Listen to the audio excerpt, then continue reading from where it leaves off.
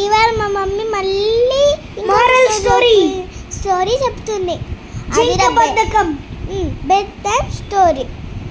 మీ పిల్లలకి ఖచ్చితంగా వినిపియండి. జింక కాదు, జింకేనా మమ్మీ?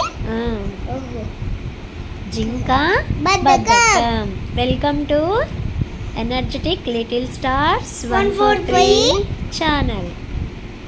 ఇవాళ బెడ్ టైమ్ స్టోరీ ఏంటో విందామా? జింక బద్ధకం. ఓకే. ఒక అడవిలో కొలను వద్ద కుందేలు జింక కలిసి మెలిసి ఉండేవి. అందులో కుందేలు చాలా చురుకైనదని, జింకకు మాత్రం బద్ధకం ఎక్కువని జంతువులన్నీ అంటుండేవి. కానీ జింక మాత్రం ఆ మాటకు ఒప్పుకునేది కాదు. ఏం కాదు, నేను కూడా చాలా చురుకైన దాన్ని అని గొప్పలు పోయేది. ఒకరోజు ఇదే మాట పైన జంతువుల మధ్య వాదన వచ్చింది. కొలనుకు పెద్ద అయిన ఏనుగు మధ్యలో కల్పించుకొని, సరే జింక తాను చురుకైన దాన్నని వాదిస్తుంది కాబట్టి దానికి కుందేలుకు ఒక పోటీ పెడతారు. ఒక పెద్ద దుంపను మన కొలను ప్రాంతంలోనే దాచిపెడతారు. దాన్ని ఇద్దరిలో ఎవరు వెతికి తీసుకొస్తే వారే విజేత. ఆ దుంప మొత్తాన్ని బహుమతిగా పొందొచ్చు అని చెప్పింది. దానికి కుందేలు జింక సరేనన్నాయి. మిగతా జంతువులన్నీ ఉత్కంఠంగా చూస్తున్నాయి. పోటీ మొదలు కాగానే కాసేపు గబగబా వెతికిన జింకకు అంతలోనే విసుగొచ్చింది.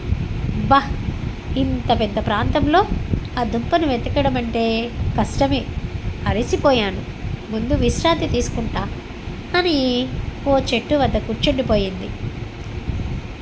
కుందేలు మాత్రం ప్రతి చెట్టును తుప్పును బండను వెతికి దుంపను సాధించేసింది.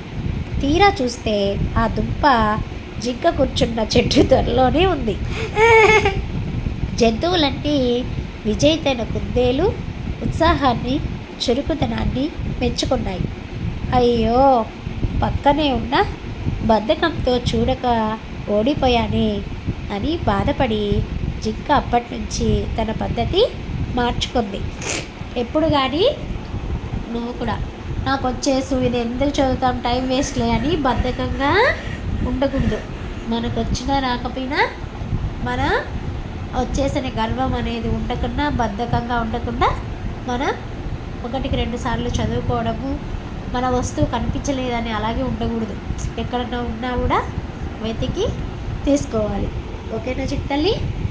ఓకే ఓకే ఓకే స్వీటీ, నిద్రపోయింది.